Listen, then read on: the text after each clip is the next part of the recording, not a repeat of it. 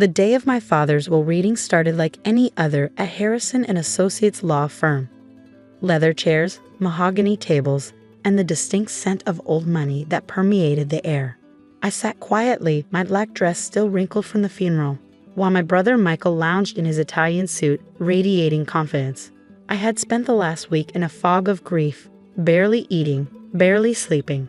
My father, brilliant entrepreneur, dedicated parent, my biggest supporter, was gone. Meanwhile, Michael had spent that same week throwing parties at his penthouse, celebrating his upcoming promotion as he called it. "Let's begin," Mr. Harrison said, adjusting his reading glasses.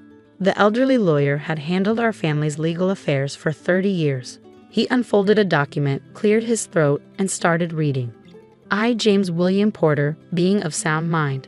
I tried to focus on the words, but my mind kept drifting to my last conversation with Dad. It was just 3 weeks ago, over dinner at his favorite steakhouse.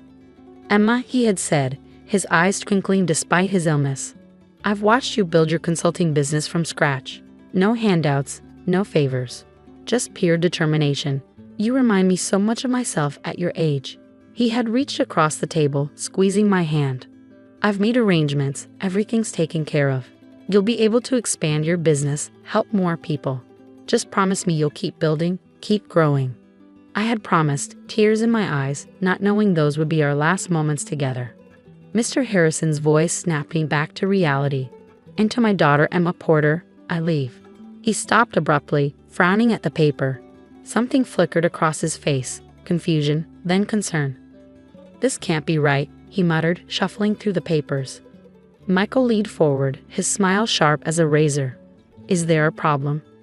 "According to this document," Mr. Harrison said slowly, "the entire estate, including Porter Enterprises and all associated assets, approximately valued at $12 million, is to be transferred solely to Michael Porter." The room started spinning. "That's impossible," I whispered. "The document clearly states," Michael cut in smoothly, "that Dad believed I was the only one capable of running his legacy."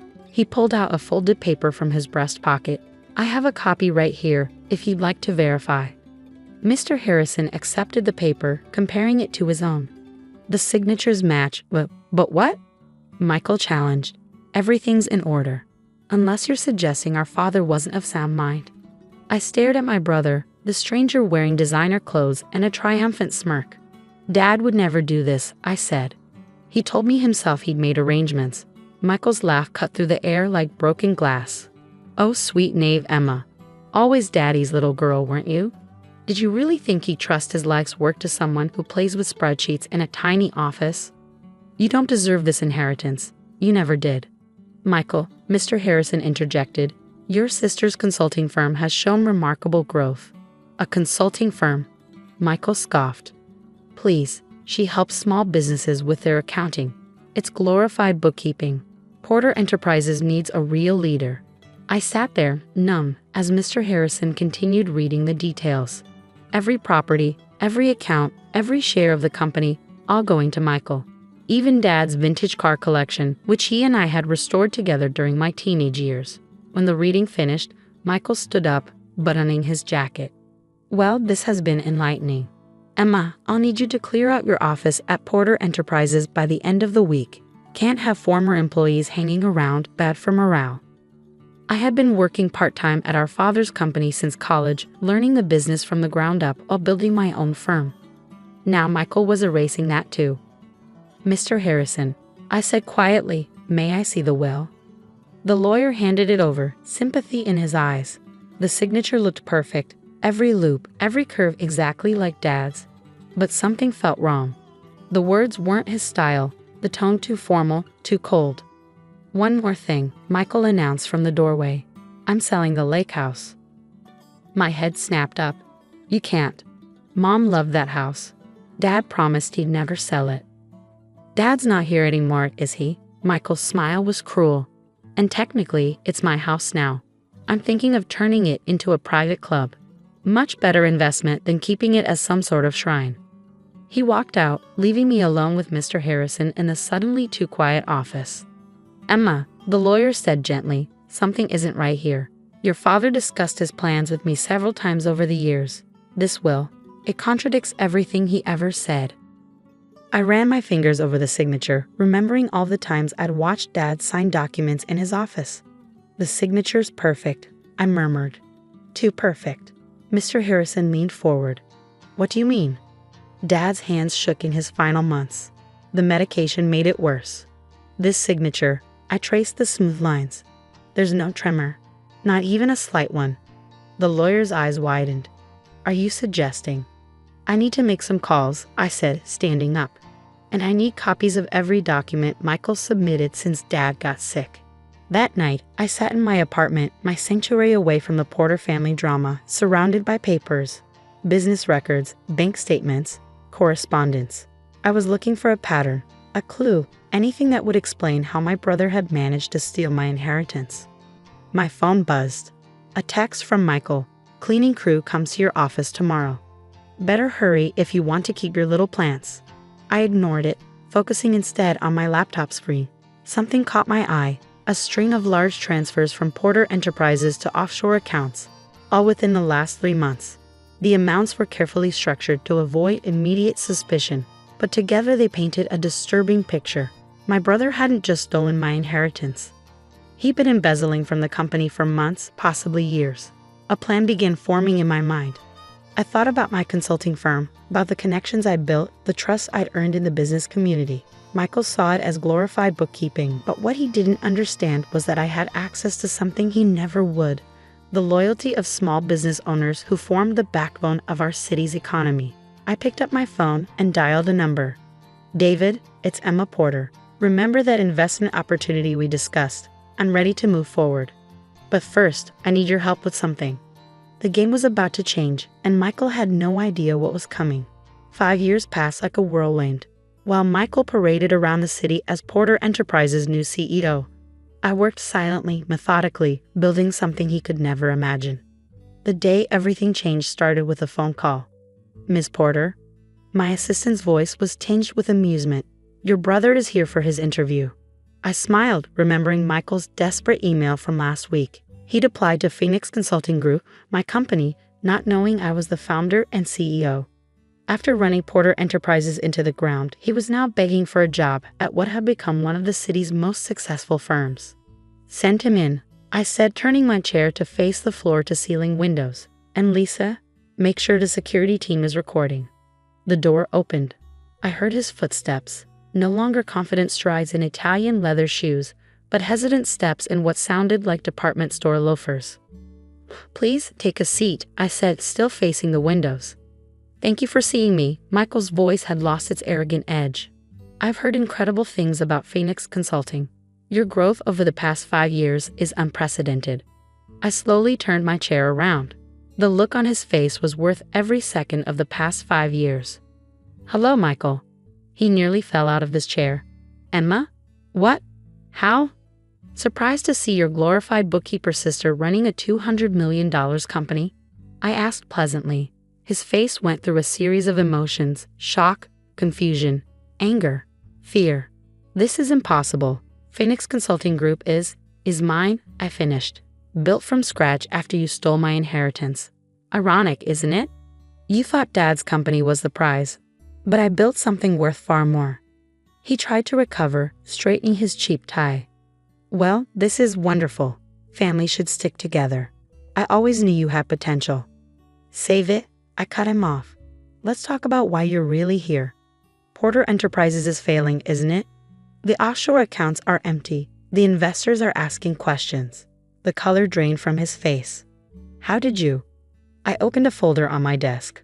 5 years ago, you thought you were so clever with your forged will and embezzled funds. But you forgot one thing.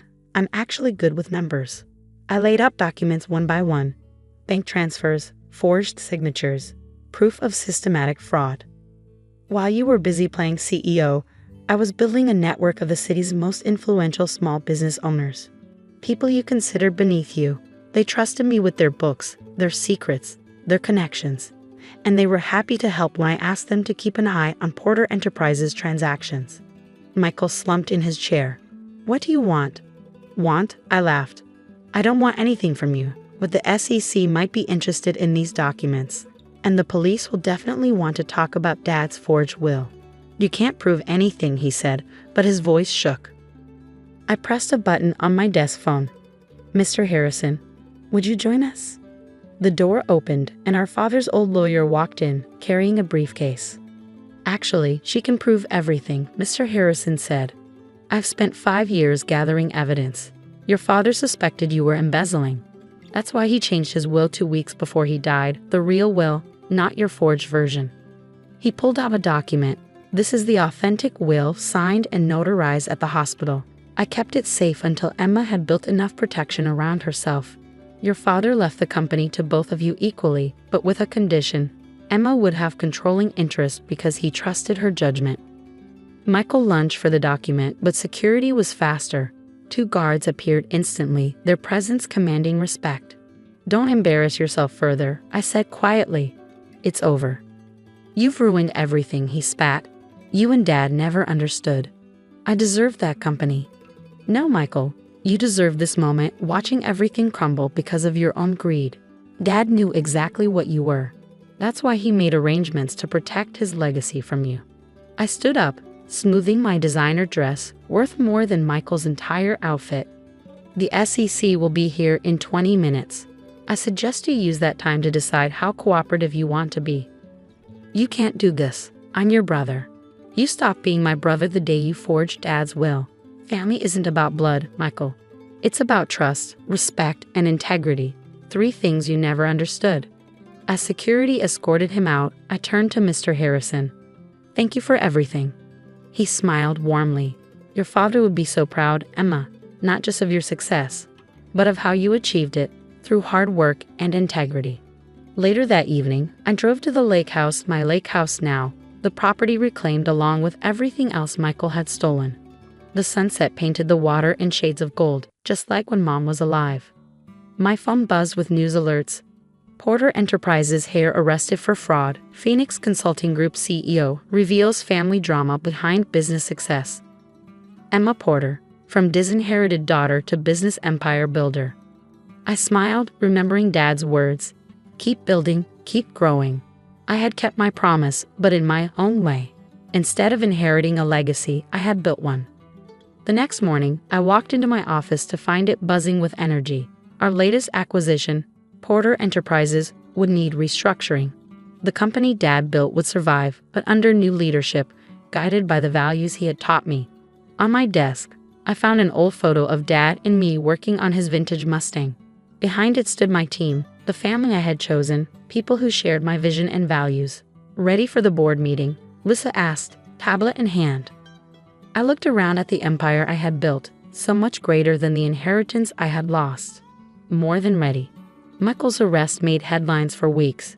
The evidence was overwhelming, not just the forged will and embezzlement, but years of fraud and deception. He faced significant prison time. But my focus was on the future. Phoenix Consulting Group continued to grow, now helping businesses across the country. The lake house became a retreat for employees and their families, and Dad's vintage car collection. Restored to its former glory, each car a reminder of the lessons he taught me. 1 year later, I received a letter from Michael, written from prison. He begged for forgiveness, for a job when he got out, for another chance at being family. I wrote a simple response. The greatest inheritance Dad left wasn't his money or his company. It was his integrity. That's something you can't steal, and something you never understood. Good luck with your rehabilitation. Today, Phoenix Consulting Group is valued at over $500 million. The story of how I built it, after losing my inheritance to a greedy brother, has become a legend in business circles. But the real victory isn't in the numbers. It's in the legacy I built, the people I've helped, and the values I've upheld. Sometimes, losing an inheritance is just the push you need to build something far greater than what you lost. Dad always said success wasn't about what you were given, but what you built with your own hands. Looking at my empire now, I know he was right. Michael may have stolen my inheritance, but he inadvertently pushed me to create something far more valuable, a legacy of my own. And that's something no one can ever take away.